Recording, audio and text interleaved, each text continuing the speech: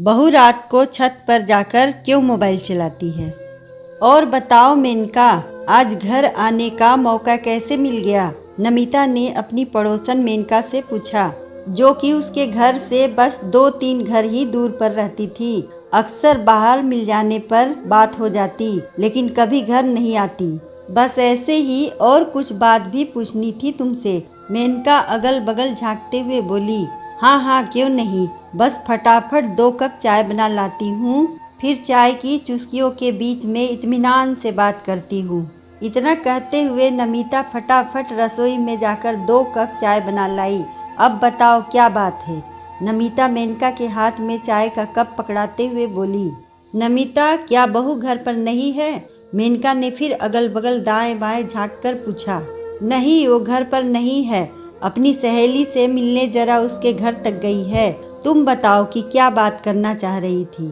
मैं तो सिर्फ इतना पूछना चाह रही थी कि तुम्हारी बहू तो रात को छत पर चढ़कर मोबाइल चलाती है, क्योंकि मेरे कमरे की खिड़की से साफ दिखाई पड़ता है कि वो रात को छत पर टहल टहल कर किसी से बातें करती है।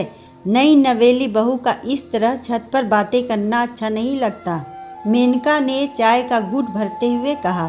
अभी नमिता की बहू ही कुछ दिनों पहले ब्याह कर इस घर की दहलीज पर आई थी। अरे बस इतनी सी बात। देखो, एक तो पहले उसका ये अपना घर है, चाहे वो नीचे मोबाइल चलाए या छत पर। और फिर दूसरी बात जो तुम्हारे मन में शक की तरह खटक रही है, वो ये है कि बहू के मम्मी पापा दोनों ठहरे नौकरी वाले, तो उनको अपनी बिटिया से बतियाने का रात को ही मौका मिलता है।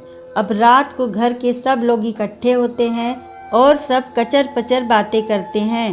टीवी चल रहा होता है, वो ढंग से अपने मम्मी पापा से बात ही नहीं कर पाती और उसके कमरे में नेटवर्क की समस्या आ जाती है, तो मैं खुद ही उसको छत पर उसके मम्मी पापा से बात करने के लिए भेज देती हूँ और वो अपने मम्मी पापा से दिल भरकर इत्मीनान से बात कर लेती है। और फिर जब बेटी छत पर जाकर मोबाइल चला सकती है, तो बहू क्यों नहीं? दोनों को घर में बराबरी का हक मिलना चाहिए। नमिता ने चाय का आखिरी घूंट भरकर मुस्कुराते हुए कहा। अच्छा ये बात है। मेनका ने भी चाय का आखिरी घूंट भरते हुए कप को रखते हुए कहा। तुम सही कह रही हो नमिता कि कमरों के अंदर नेटवर्क की समस्या तो रहती ही है। अब तुम्हारा शक दूर हो गया कि नहीं? बिल्कुल। एक बात बताऊं मेनका, मेरी बहू बहुत अच्छी है, घर परिवार सभी का बहुत अच्छे तरह से ख्याल रखती है। अभी कुछ ही दिन हुए हैं उसको इस घर में आए, लेकिन सबके दिलों में उसने बहुत जल्दी जगह बना ली है। जब वो हम लोगों की खुशियों का ख्याल रख सकती है, तो मेरा भी फर्ज बनता है कि मैं उसकी खुशियों का ख्याल रखूं। नमिता मुस्कुराकर बोली। हाँ, ये तो नमिता तुम बिल्कुल सही कह रही हो। अरे लो, अब तो गौरी भी आ गई। नमिता ने गौरी को घर के अंदर आते हुए देखकर कहा। आओ गौरी बेटा, देखो ये मेनका आंटी 2-3 घर छोड़कर ही रहती हैं। आंटी जी, चरण स्पर्श। गौरी ने झुककर तुरंत मेनका के पैर छू लिए। जुग जुग जियो। सचमुच नमिता, तुम्हारी बहू बहुत अच्छी है। मेनका ने गौरी को आशीर्वाद देते हुए कहा। अच्छा, अब मैं चलती हूँ। अरे आंटी जी, ऐसे कैसे? मैं अभी आपके लिए चाय बनाकर लाती हूँ, गौरी ने बहुत ही नम्रता पूर्वक कहा। आज नहीं बेटा, आज तो तुम्हारी सासू माँ के हाथों की चाय पी ली, लेकिन जल्दी ही तुम्हारे हाथ की भी चाय पीने आऊँगी। मेनका मुस्कुराते हुए बोली।